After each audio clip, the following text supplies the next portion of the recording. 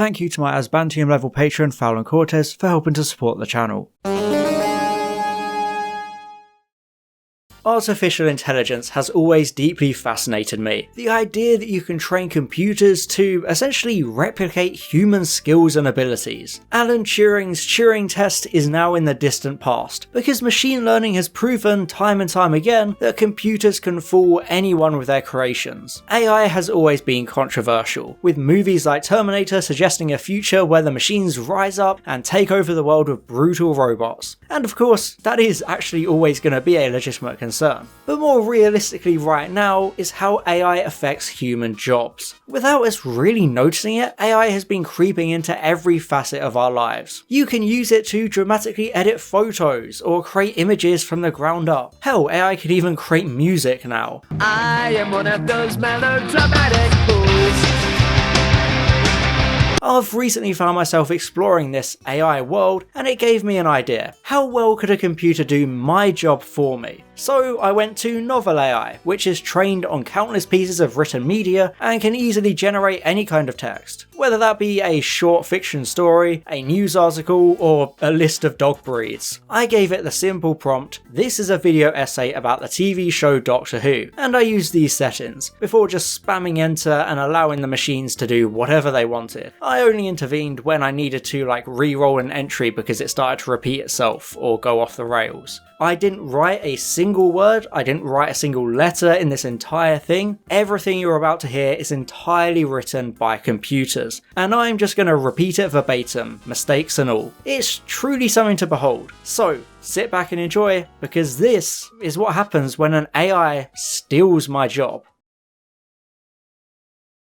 Doctor Who is constantly reinventing itself. It keeps changing and it keeps getting better. I've been watching it for almost 40 years and have never understood why people think of it as a children's programme. It isn't, and here are some reasons to prove it. The video is called Doctor Who, Why Are Adults So Obsessed? If you're an adult who enjoys Doctor Who, this will probably make you happy. If not, then please don't watch it, you won't enjoy it, it'll only annoy you. Doctor Who is a science fiction show that ran for 13 years from 1963 until 1989. It was revived again in 2005 with a new series and a new Doctor. Since then, the show has become a global phenomenon, airing in over 140 countries and watched by millions of fans around the world. It also spawned a popular comic book series, several video games, and a successful series of novels written by various authors. Despite these achievements, however, Doctor Who remains a niche show. It's enjoyed a cult following for decades, but it still hasn't managed to win over many new converts. The series still seems trapped inside a bubble of fandom. Doctor Who is a British show, and it's set in London. The Doctor travels through time and space using the TARDIS, a mysterious police box which appears wherever you need it to be. The Doctor also uses a sonic screwdriver and a variety of other gadgets to help him solve crimes, defeat monsters, and stop the universe from blowing up. Doctor Who is famous for its monsters. The Daleks are a race of intelligent robots who seek to wipe out humanity. The Cybermen are cyborgs who have stolen the bodies of human beings. The Weeping Angels are creatures that can move faster than light. The Silence are a secret organisation that seeks to destroy everything. The Sontarans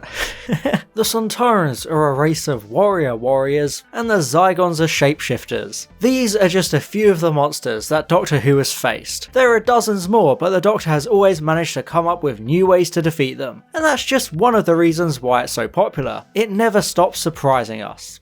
Doctor Who is one of those shows that has always divided opinion between fans and critics. Some people love it because it's silly but smart, others hate it because it's too stupid or too clever by half. For many of us though, the real problem with Doctor Who is the age restriction. Kids television should be fun. Doctor Who can be funny sometimes, but most of the time it just feels like homework. In fact, when I was growing up, I didn't even realise it had started off as a kids show until much later, and now I'm in my 30s and still waiting for it to grow up. The first thing I noticed about Doctor Who when I got older is that it doesn't actually look all that much different from the way it did when I was little. There aren't any massive changes, no new sets or fancy effects, and yet somehow it's completely unrecognisable. Maybe if you're under 10 you wouldn't notice, but the truth is that it looks like someone made a conscious decision to change things around every few years so that they'd appear more modern. This explains why there were big changes in the special effects department during the 80s and 90s, and a whole load of dodgy CGI, while everything else stayed the same. They weren't making progress, they were just pretending to do so. When I realised what was going on, I felt cheated. All that effort spent trying to convince myself that the show hadn't changed at all, wasted. But then again, maybe it wasn't a waste.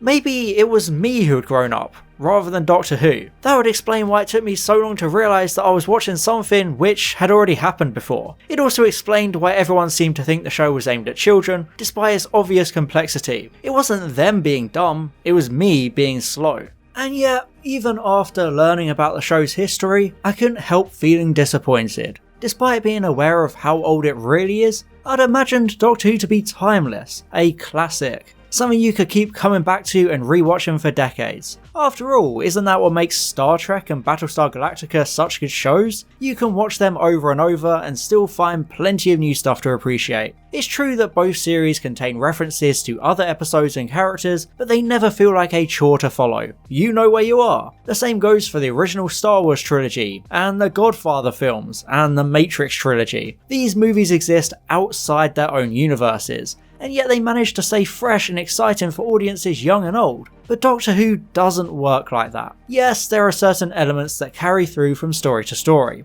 The Daleks and the Cybermen, for instance, or the TARDIS, or the Sonic Screwdriver. But these are just the names of recurring monsters. They don't define the series. Instead, Doctor Who relies heavily on the concept of regeneration. When a character dies, he simply wakes up again somewhere else with his memories intact. He might look different, but he's basically the same guy. His personality hasn't changed. That makes him vulnerable to death and gives him a strong sense of mortality. But it also means that we're constantly seeing the same man in different guises. We get to see a lot of David Tennant, Christopher Eccleston, Matt Smith and Peter Capaldi, but we never meet a single person called Doctor. I understand why Stephen Moffat and Russell Davies decided to use this idea. Regeneration allows them to create multiple versions of the same character. This helps to avoid repetition and keeps the stories interesting, but it also limits our experience of the show. The Doctor isn't changing with the times, he's just playing dress up. It's like having your favourite actor play several roles in one movie. You might recognise him, but he never becomes anything other than himself. Which, of course, is precisely why the show is popular, because it appeals to the child inside each and every one of us. Doctor Who isn't about logic or rationality, it's about magic, wonder and imagination. It's about believing, and I love it for that. I wish I loved it less though. Sometimes I think I prefer it when it feels childish, like it did when I was younger, but that's only because I'm getting old. I suppose I've become too cynical, too jaded, too wise. As a result, I often struggle to connect with the show. Of course, I can't blame Doctor Who entirely. The real problem here lies with the BBC, and the executives who have run the corporation since the 1960s. Back then, the network wanted to appeal to families across the country, and so they came up with a simple solution: put Doctor Who on at tea time. Not only did this mean that kids could watch it with their parents, but adults would be able to enjoy it too. They wouldn't be missing out on anything important. This approach worked well for a while, but it gradually began to lose its effectiveness. By the late 1970s, Doctor Who was attracting huge audiences, and it quickly became clear that the network needed to do more to stop viewers switching over to ITV. So in 1981, they tried another experiment. Doctor Who was moved to Saturday mornings, alongside other shows designed specifically for preschool children. The results were disastrous. Viewers complained that the show was too violent and frightening for kids, and some even accused the BBC of deliberately targeting young children in order to boost viewing figures. The network responded by moving it back to an early evening slot, and it remained there until 1989. At last, it looked as though the BBC had found a winning formula. Unfortunately, it didn't last long. Doctor Who returned to the Saturday morning schedule in 1990, and this time it was given a complete overhaul. It was renamed Doctor Who and the Daleks, and featured a bunch of new characters, including a teenage girl called Romana and a robot dog named K9. Critics hated it. Parents and teachers protested, and the show was taken off air. In a bizarre twist, it was replaced by a cartoon version called Doctor Who and the Dalek Invasion of Earth, which was based on the second Doctor Who serial An Unearthly Child. The reason why Doctor Who was cancelled in the first place is a mystery. It certainly wasn't because it failed to attract enough viewers. In fact, it regularly pulled in bigger numbers than the rest of Saturday's children's programming combined. and yet the BBC still felt like it had to kill it off in order to save face. They couldn't risk alienating people, so instead they chose to pretend it had never existed. That's right, Doctor Who was dead and no one knew. Not until 1996 when it suddenly reappeared, this time as a brand new show starring Christopher Eccleston. This time it wasn't a kids show, it was a serious drama for adults. The only difference between the two versions was that the new show used a slightly more adult vocabulary. Everything else stayed exactly the same. And that is how we ended up with a show that was aimed for kids, but that actually appealed to everyone. It was a miracle, and it seemed to work. Within a few years the ratings for Doctor Who were higher than ever before, and the show has been a success ever since. It's now seen in almost every country in the world, and it has a devoted fanbase that stretches far beyond its original target audience. It even got a spin-off show, Torchwood, which is about a group of heroes who fight aliens for a living. It's still going today, although it only lasted for 3 seasons. So what does this tell us? Well, if you're an adult who enjoys Doctor Who, then I'm sorry, but you probably aren't very smart. Well, if you're an adult who enjoys Doctor Who, then I'm sorry, but you probably aren't very smart. And the truth is, I can't really argue with that. After all, it doesn't make any sense to enjoy a show which is aimed at kids when you've got plenty of better things to do. If you want something fun and silly to watch, there are plenty of great shows on TV that would be happy to take your money, like Game of Thrones, Breaking Bad, or Twin Peaks, or Star Trek for that matter, or Battlestar Galactica, or Lost, or Star Wars, or Harry Potter, or Lord of the Rings, or The Matrix.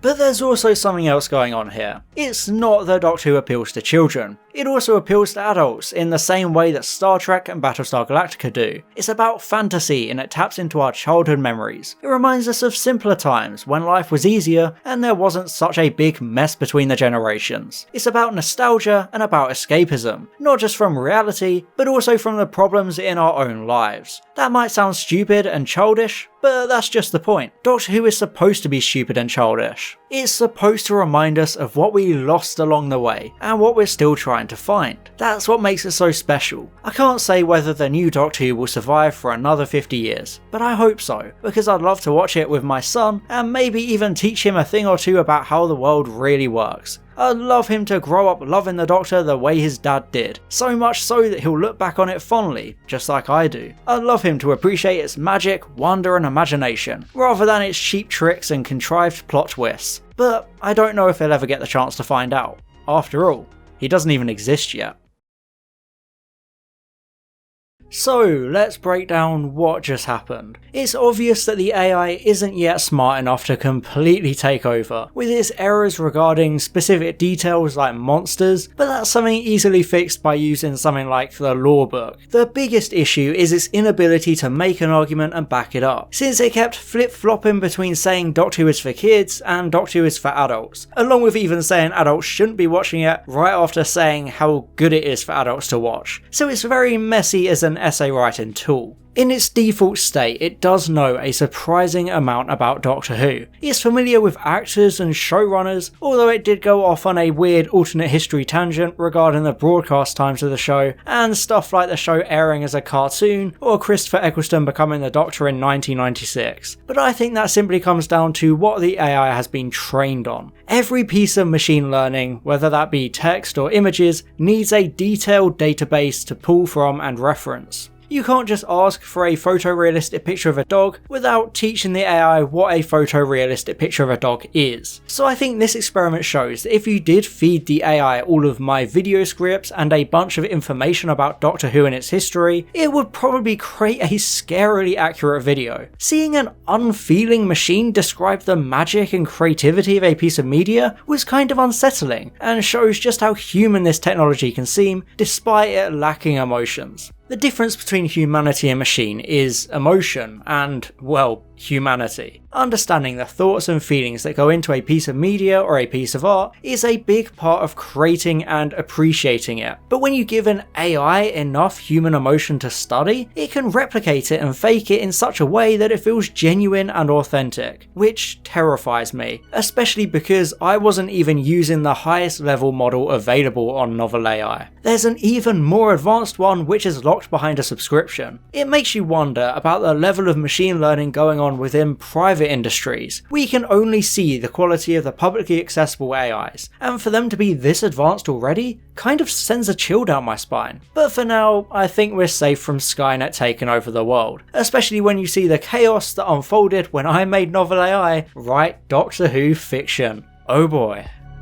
And an extra special thank you to my Asbantium level patron Fallon Cortez, my Platinum level patrons Maximilian Foreman and Nyx Games, and all of my gold level patrons Calvin, Daniel Shillito, Franzhorn aka Line Vortex, Gog Nogler, Herna Verzog, Luke_SY, and Tifa Simp. Thank you all so much for your support.